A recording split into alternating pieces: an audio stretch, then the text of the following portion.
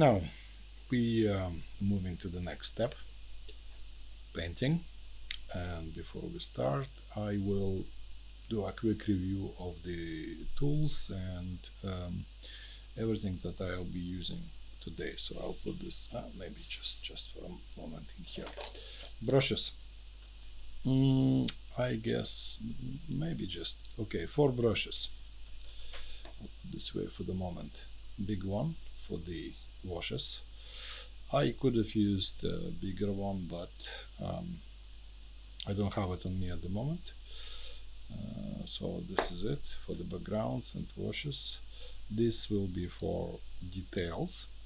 And something new this time, calligraphy brush.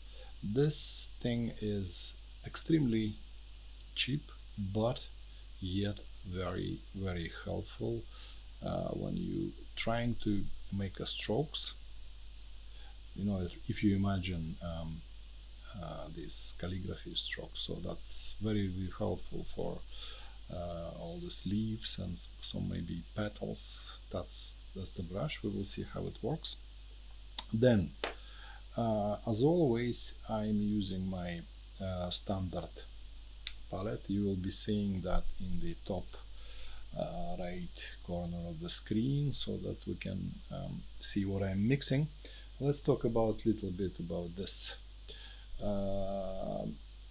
That is this palette I have developed like a few years ago for the students in my school to have them. You know, initially the idea was to that every student has the same layout, same set of paints, but during my teaching work, it became more evident that this layout, this set, is extremely versatile, universal, and so on. Because first of all, it's based on present color theory knowledge, and what's important here, which standard paint kits usually lacking from even big manufacturers, they tend to put like, I don't know what they're thinking when they're making up these sets, probably just to make them look pretty. That's all. There is no like practical approach to this whatsoever. So from my point of view, first of all, I don't use black paint and brown paint, like all this like siennas, umbras, no, watercolors. I don't use them. What the point? Because I can mix them myself.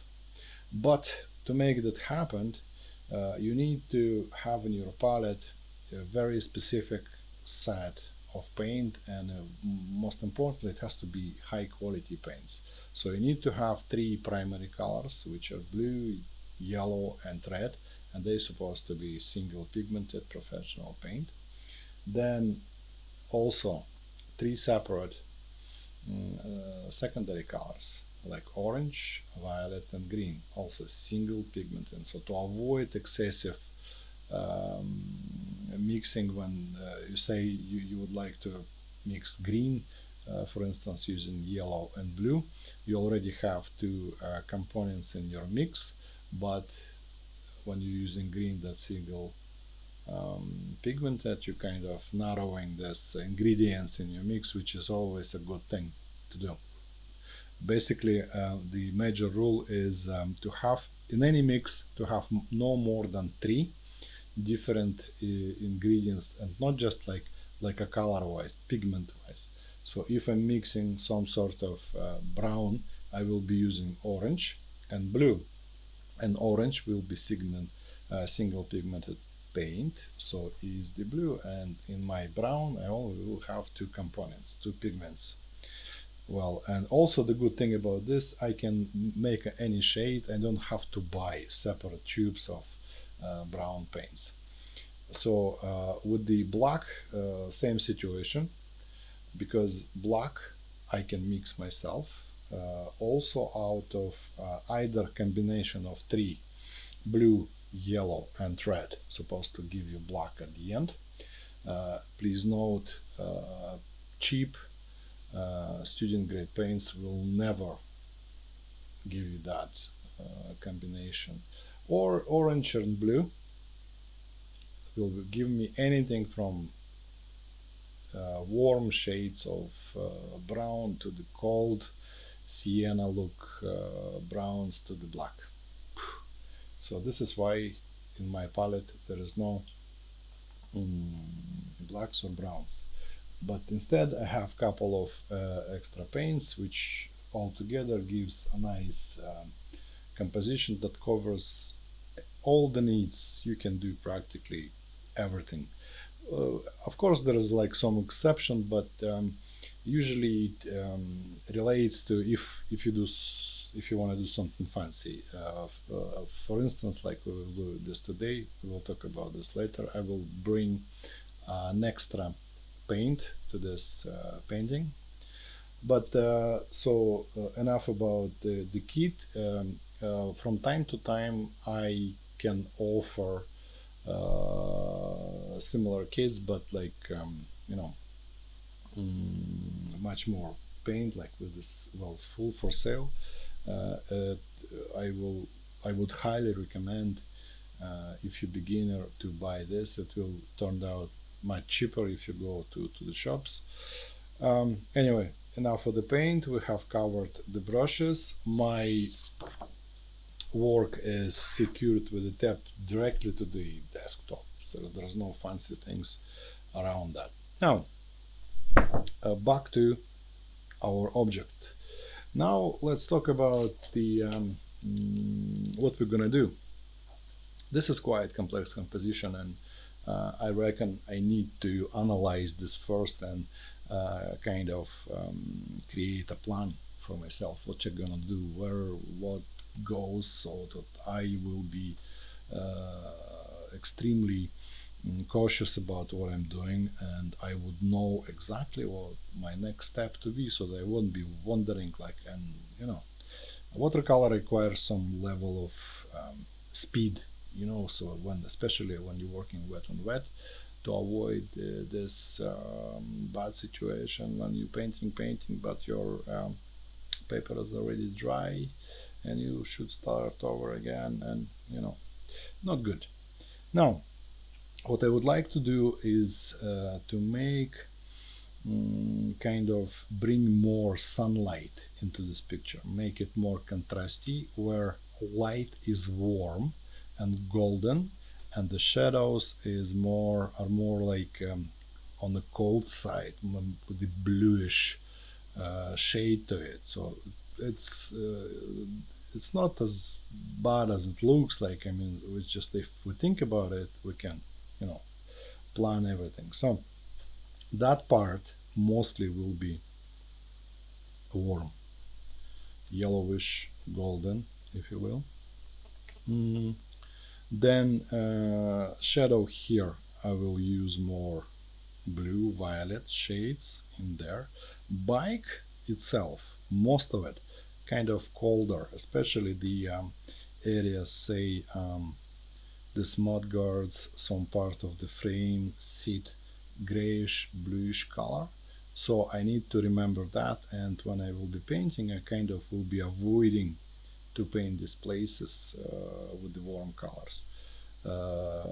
This box, warm, whatever happens here, absolutely different story. But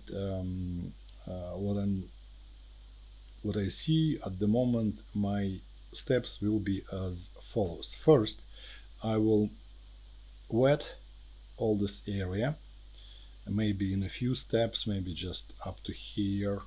We will see how it goes, and give it a quick wash with the golden color.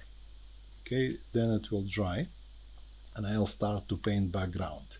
By background, I mean everything that beyond the bike with the flowers, door, walls, whatever, like floor, everything will be painted, and then I will work with bike itself. So you see, like in some places you think, how can I paint like around these wheels, or like this wires, like whatever. I don't know what they call, to be honest, and don't want to know. The silly thing is, say this tire is much darker than the background. It means I can easily paint this area whatever color I need, except for the branches of this foliage, So, but it could be easier to deal with. And then whenever I need to paint, I will just paint a darker color of the tire, and maybe use white paint to paint these things here. That's all. So we'll see how. But I need to be careful around these tags, so I will be painting around them. So loads of negative painting. This is why I like this picture. Okay, so let's start. Yeah, I promised for this golden shade, for the background that will connect all these light areas, I use different paints sometimes, and these three paints that we could use, I probably will pick this one called Quinacridone Gold. Really, really nice, like golden color. Aureolin also kind of brings vintage look into the picture. Or Gamboge. These three different colors, very, very suitable for that, to showing the sunshine. So, but as I said, I will be using this one here. I will put these two away. But you can, of course, if you don't have any of those paints, you can use just any warm yellow, but okay, like wash it more, like make it liquid. So I will take this thing. It actually looks brown, but it isn't. So I squeeze it there a little bit because I'm gonna mix some amount of it there. But before I start, I need to wet everything here. So this is how it goes. Big brush and just applying water across all surface like that. I don't need to do any work around details. I'm putting water across whole working area. It's already kind of yellow from somewhere, I don't know where it gets, but it's good. Probably when I put them on the paper, but it's fine.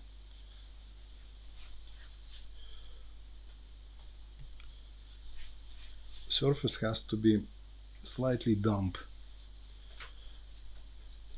Avoid any excessive like pools of water.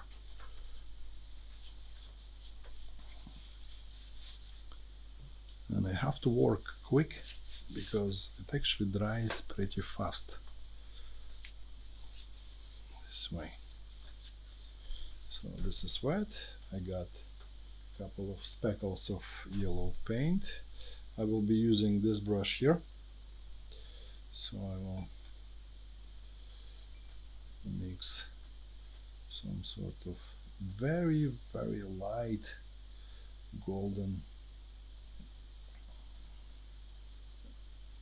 mix. You see here it's very watery. Before I do anything, I will try it on a piece of paper. See, like this. I probably will be happy with that. Maybe a little bit more water. And when I start this painting, I will be using only this water here. If I run out of that, I will add more. But don't go back and forth for the water. And just roughly apply this golden shade where I reckon my surface will receive most of the light. It will get lighter at the end because the nature of the watercolor. It gets slightly lighter when it dries.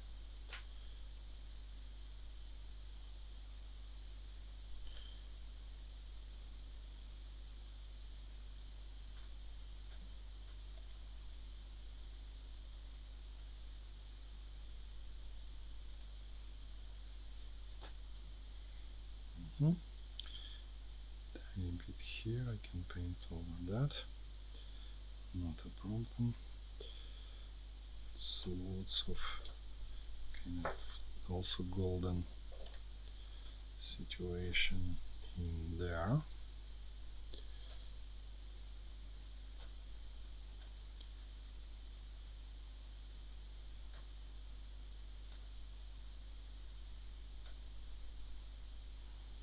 And when I'm painting here, I will try to paint around the frame, so don't want to touch frame with this.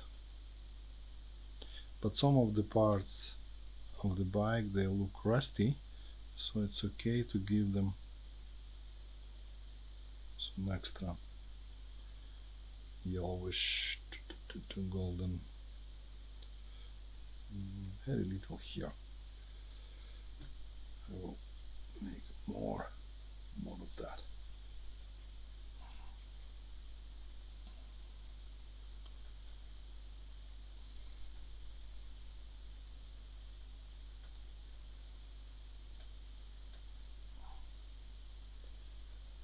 So it works like as underlay.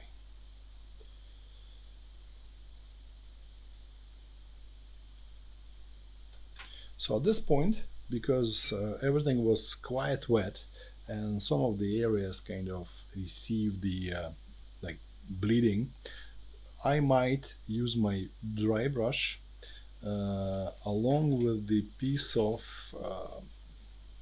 kitchen towel to wipe some bits that's supposed to be white on, at least not like tags. So it's done with the dry brush. See what happens?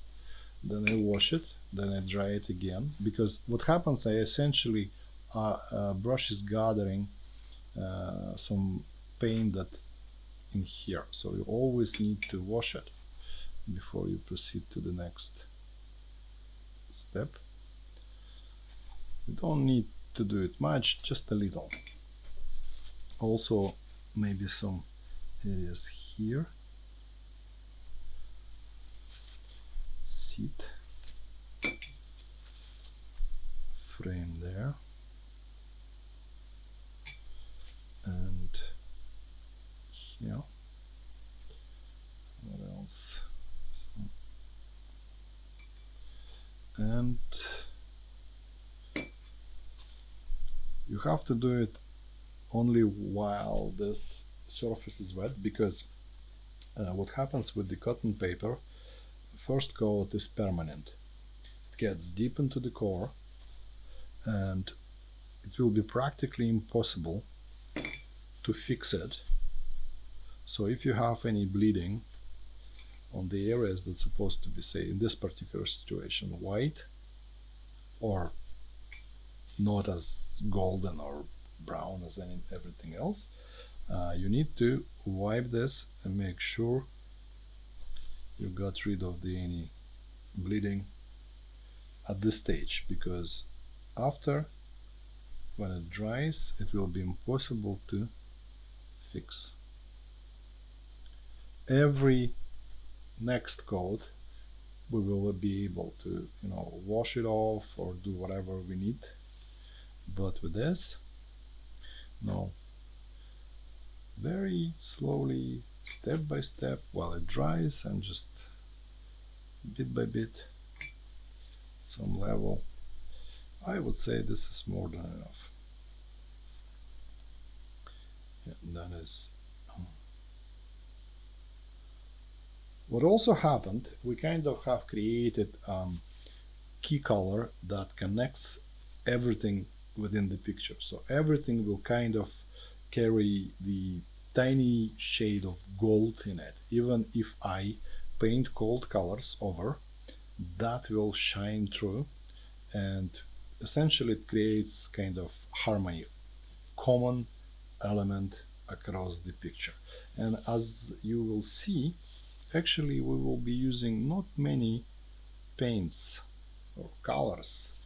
Say it will be, I guess, maybe 4 tops, at least for the environment. And of course we'll try to do something fancy with the colors, because there's lots of magenta, different greens, even yellowish, kind of red stuff. So we can afford that. But at this moment, this is a first step done. I will leave it. I don't want to use my hot air gun to dry it. It has to dry naturally, because during that time paint kind of spreads itself nicely with the very soft transitions, and that's exactly what I need for this picture. Okay, so I will leave it until it completely dry, and then go back and I'll start to work on the background completely. When I finish the background, I will wait until it dries and then work with our main object, bicycle with the flowers. And also, since it's our kind of main subject, it has to, receive most of details. Okay, so everything else will be kind of soft, blurry compared to that. Crisp details on the bike and the flowers. Everything behind will be a little bit softer. By saying that, I mean to make that happen, every segment of the background will be done wet on wet. Mm-hmm.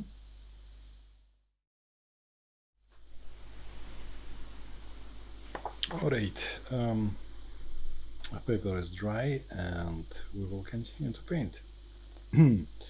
At this moment, I will work on these gates, and I don't want to make it like the whole thing all together, because that would be perhaps too much. The thing is, I'd like to work in segments.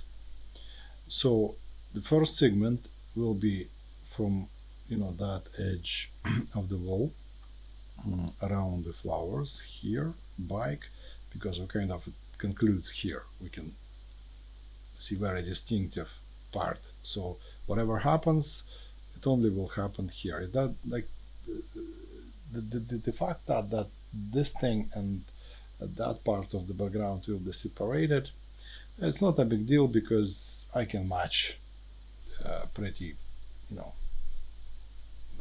accurate.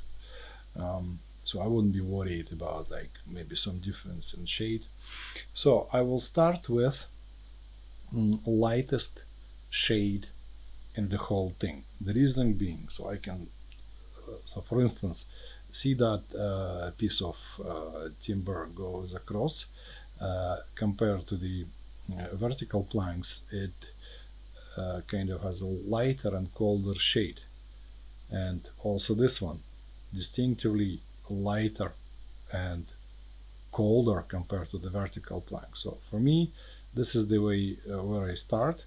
I will start with this or that shade and a paint holding that, and my second coat will be an extra coat of maybe warmer brownish color, and then I will work more and more until I get the result I am looking for. As I said before, I have to work with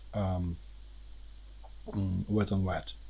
So basically every layer I'm gonna apply, it will be as follows: wet, paint, dry, wet, paint, dry, and repeat that as many times as required. Okay, so it sounds difficult, but unfortunately, why I say it unfortunately? Because it's a kind of, the more work the better, more enjoyment. So I'm starting to apply some water all around this. Of course, negative painting around all these tags. So starting to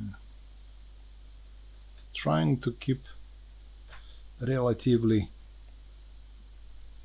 some relative level of precision around the edges. It doesn't really matter, but it would be okay. Because especially see, some flowers are lighter than the background, so we might need to be more accurate around this.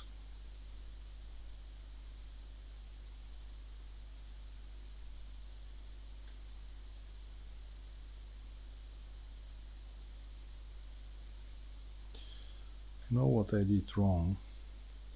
I should have mixed paint first and then proceed with the, but that's me, you know.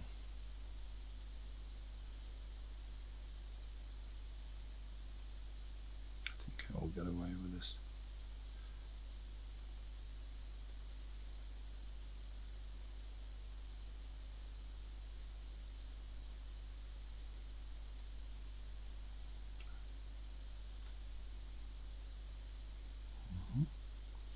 This is white.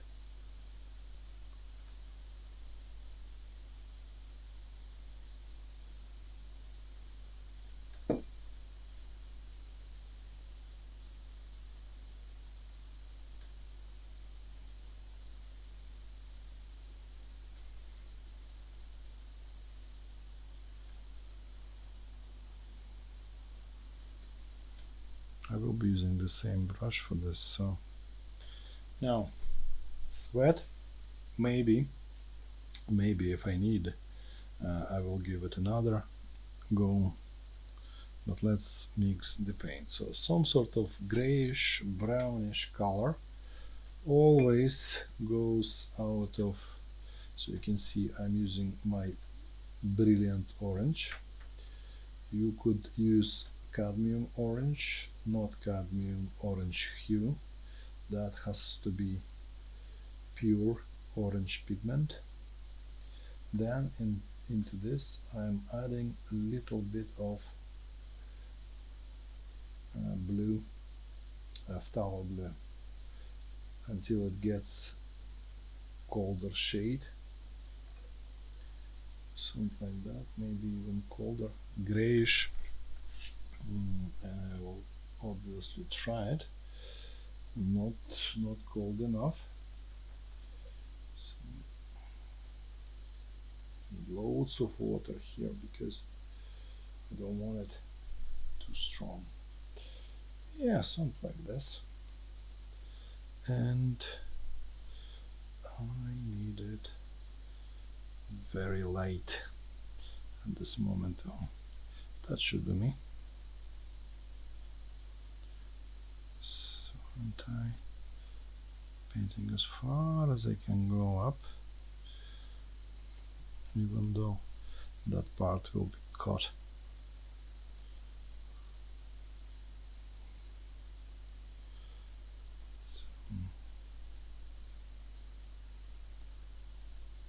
When I'm painting, as you can see, I'm not lifting a paintbrush, always in contact with the surface. That is important. It lets, kind of, if you put it,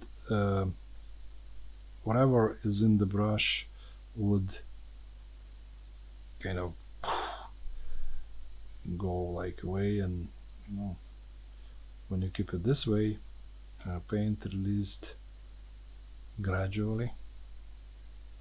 It helps a lot to keep up with the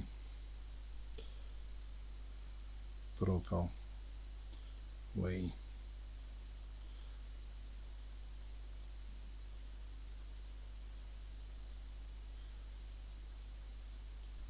So also, if you noticed, I'm not using water from the jar, only whatever.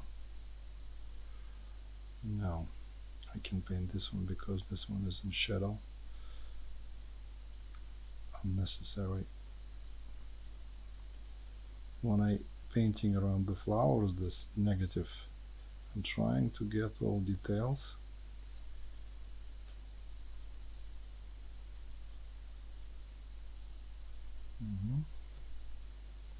Maybe just a little bit colder this way, yeah. A bit extra, a little bit more blue, because that warm and this edge of the gates noticeably colder. I don't care about patchiness of any sort, because door is rough, very old looking, and any sort of imperfections, I mean in terms of being blotchy, or it's only better, only makes our life easier.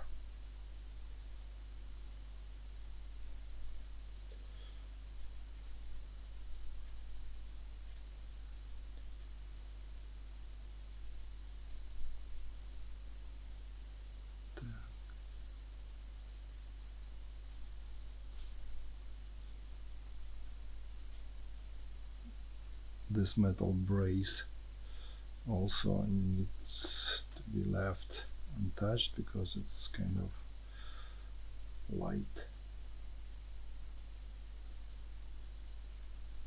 Trying to do this edge nice and straight, using only tip of the brush, very close to the bike.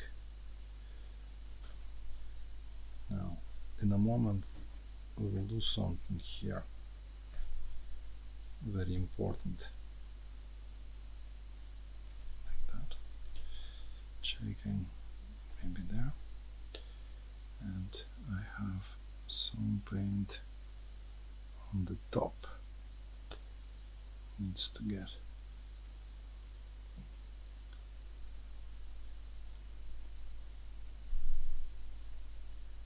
some attention.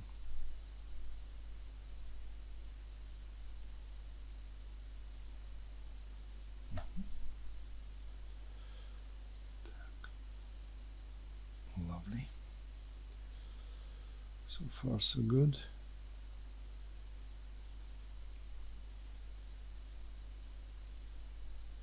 Okay, so what I'm gonna do here, if you noticed, the rear part of the bike kind of also blurry, so I don't wanna have any hard edges or crisp edges. Where is my little brush here?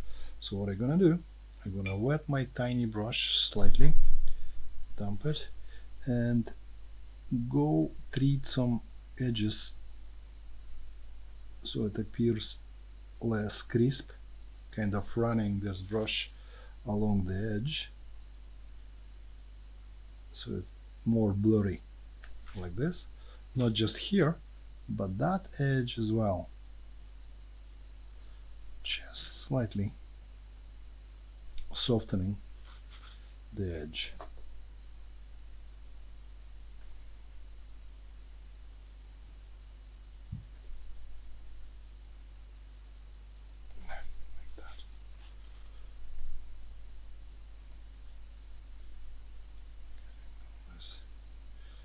Maybe using that little brush, kind of bring more details around here.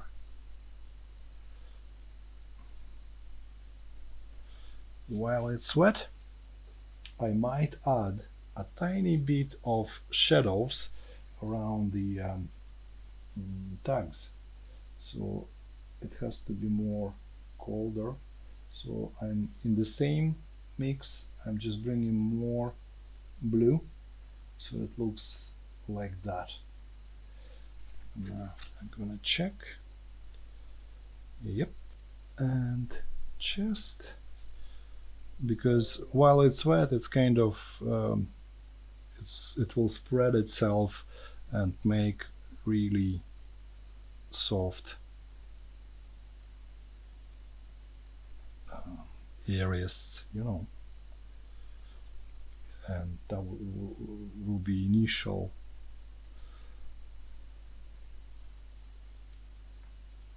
sort of layout for the future shadow areas. And everywhere we can find it, I'm just adding this tiny bit of dark. As you can see, if it's wet, it's gonna,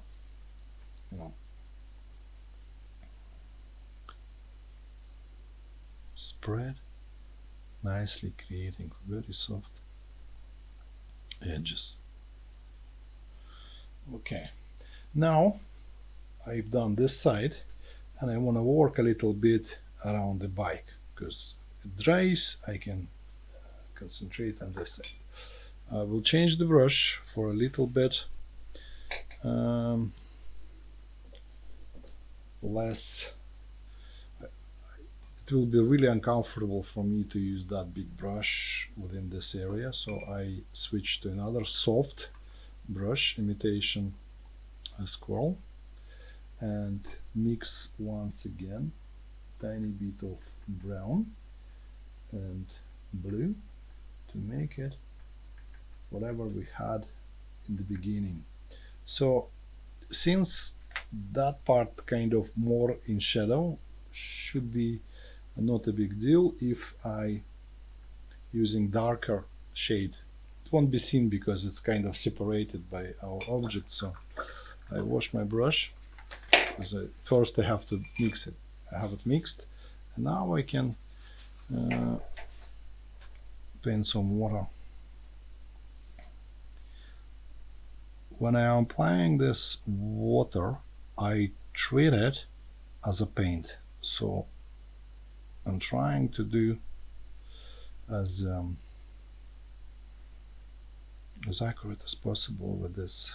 You remember I said, since tire is darker, we can go over it, no problem, but for the branches of this things that are hanging over the edge of the basket, we might need to get some negative painting here. So, but the wheel stays, we can paint over just maybe tiny bit of the mud guard here. I want to leave untouched in the frame. Okay, then I will do in a few different pieces.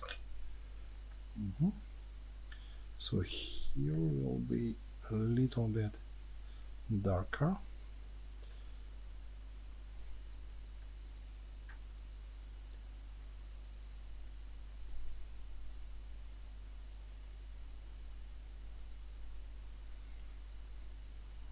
Painting around the branch.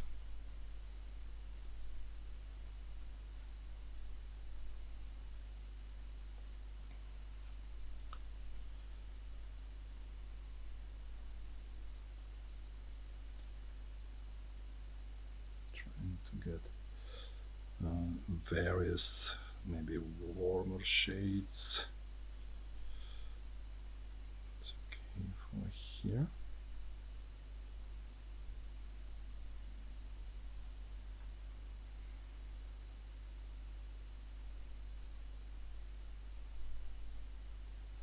That part also can be painted with this a little bit warmer, maybe even gold, as it gets towards the end.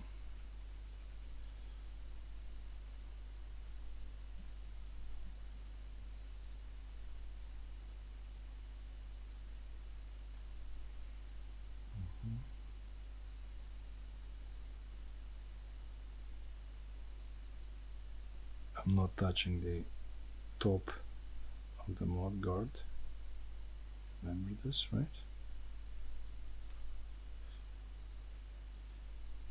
Won't.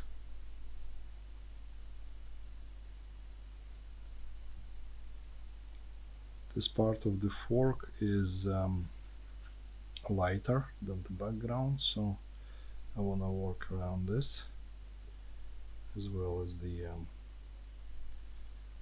This little bit of foliage. As you can see, I skipped some of the branches, not to overload the. It's okay. After all, we're artists and we can do whatever we want with our picture. We can improve it, we make it less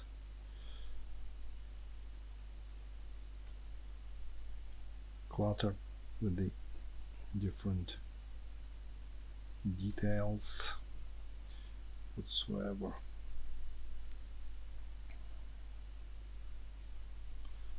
Okay.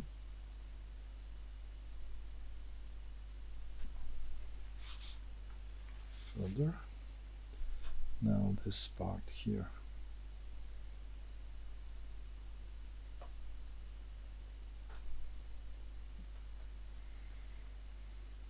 You see that white bit? I have no idea what it is, and if I don't know what it is, I can't properly reproduce it. So when I'm facing some details in a reference picture that I can't read, I can't recognize, I don't know. So basically, I'm not even trying to do them. Okay, so just skip, and that's the way of doing it. I mean, proper way. Because if, for instance, you paint in something you have no idea about it, like, and say person who kind of know what it is looks at the picture and says, Jesus Christ, what is that thing? It's supposed to be different. That wouldn't be good, wouldn't it?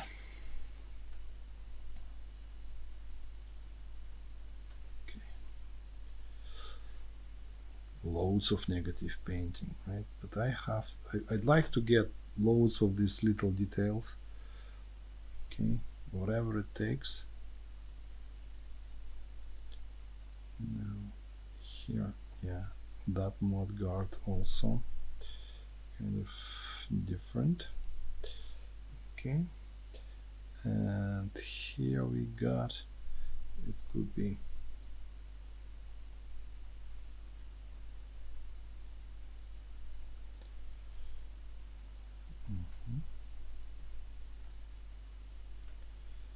that a little darker. We'll paint around the frame and we'll paint around the tire, the wheel. So there's different colors there, so I don't want to be like facing any surprises when it comes to that.